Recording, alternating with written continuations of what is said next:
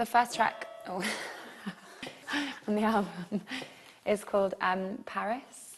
It's just about growing up, really, and like it's about friendships and about needing to see through some experiences, even though you know they're going to end up badly, but you have to do them just because you're young.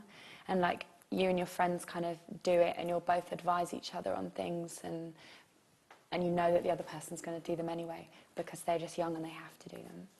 Kiss That Girl is it's like a 60s girl group, you feel, like kind of pop song about, you know, like being in a relationship with someone and being like really in love with them and being so jealous of anyone else who even looks at them, basically. I wanted to write a song that was like a classic kind of pop song style, you know what I mean? So I never really write songs with a structure, but I wanted to have like a verse and chorus, and then I wanted to have like a little kind of bridge or middle eight section, because I'd never really done that before. Don't you want to share the guilt? Usually when I story tell, I feel like it's quite obvious, like what I'm saying, and it's quite nice for me to write something a bit more ambiguous. Maybe there's some broken relationship there, and I don't know whether it's like, you know, like a partner or like a parent figure or someone that's quite important, and there's like some kind of broken relationship, so it feels kind of sad.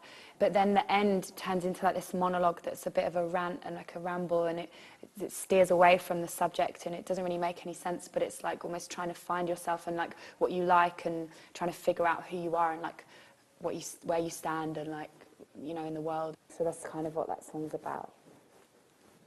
I Just Love You More. I had this letter that somebody wrote me, and I just nicked like the line from that.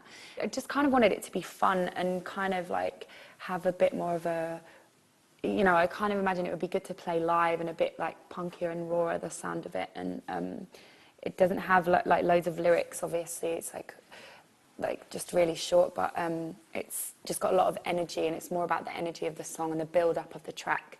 And it can kind of mean anything. It can be angry or passionate or, you know, emotional, whatever you want it to be, really.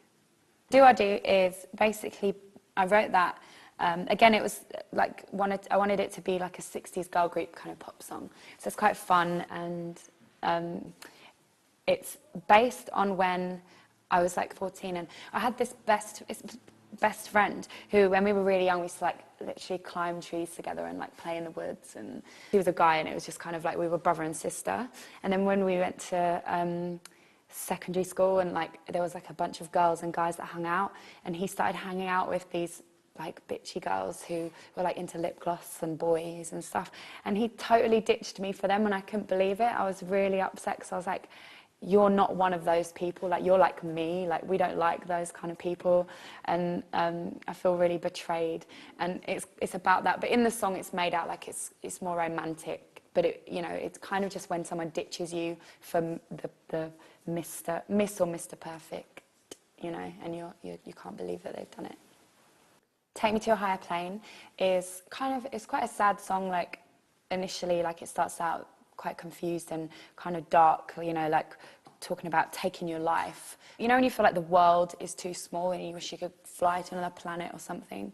And but then instead of like, you know, taking your life and being suicidal, it's like just make your life better rather than destroy your life. I've Got a Secret I wrote that song on the drums, because that's why I think it sounds like a lot very different to my other stuff, because I wanted to write in a different style, so I just picked up the drums, and I was like, I've never written a song on the drums before.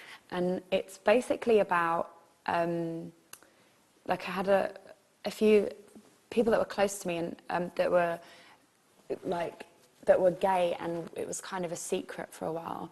And then, you know, it's about people being, you know, judgmental and homophobic, basically, and that's really and the reason that people have to keep it, you know, like that people have to keep it a secret because other people will judge.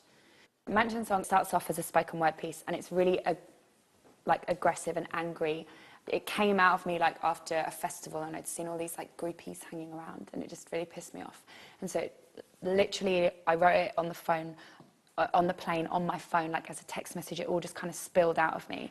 And the counterpart to it is the song, and that's the positive side of it. That's like when you've taken a breather and you're like, okay, let's try and make something good out of it. Early Christmas Present is about being cheated on.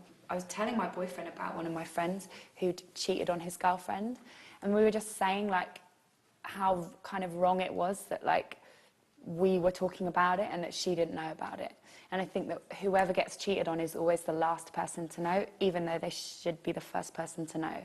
So the song is basically from that girl's perspective, you know, like she's the last one to know. And then also it's called A Christmas Present because in the song, like he ends up, because he's like slept with other girls, he ends up like giving her something, like, and so the early Christmas present is like, I don't know, an STD or something. Later on, it was actually based on like a dream that I had. I had to like kiss this guy and to get him to help me and stuff, and we had to get out of this town because there was loads of people that were like trying to kill us. Yeah, it's kind, and then the chorus, it's about self-reflection and about, you know, admitting that you've made mistakes and being defensive about it. And when you've done something wrong, you're just like, because the lyrics are like, I'm not what you anticipated. And it's like, you're just like, well, this is just me, so I might not be what you thought I was, but whatever. Whereas that's quite a defensive thing to say, and actually you're just like, oh God, I've done something really bad, and I feel really bad about it. But as human beings, we don't always own up to things. Pickpocket is, I wrote that quite a while ago on the piano, and it's about something like quite historical and like kind of screwing things up again and wanting to get out of town, like wanting to get out of it before it's completely messed up. You know, like if you've left something for so long that it's kind of messed up, and then you come back to it and you're like, I just need to get out of here again because I'm just going to make it worse, or I'm going to get messed up as well. I think it's about that. You Were So Far Away.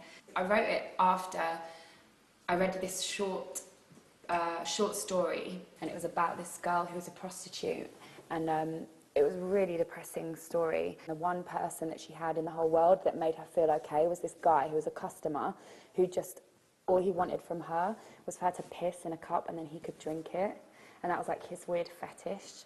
And it made her feel secure because he didn't ask anything of her, like, you know, she didn't have to do anything to him, he just wanted to do that. So after that I wrote this song, and it's kind of, you know, got little references to, like, I guess the whole side of her being a prostitute, and then also in terms of how everybody feels sometimes so close to the edge and like depressed about things. I Hate Seagulls is a love song, and it's like probably means the most to me on the album because it's really like heart on the sleeve, and like I actually wrote it for somebody, which I've never done before, like written a song really honestly for somebody with like kind of no lies in there. It starts off listing loads of things that I hate, like I hate seagulls, I hate being sick, I hate like horrible people, I hate all these things, I hate making mistakes, and then it resolves by saying, but I have a friend, and it says all this like nice stuff about like loving this friend, and it basically means, you know, everything that you hate and everything that is crap in the world can be okay if you love someone and they love you back, because you could just hate it together and then kind of shut it out.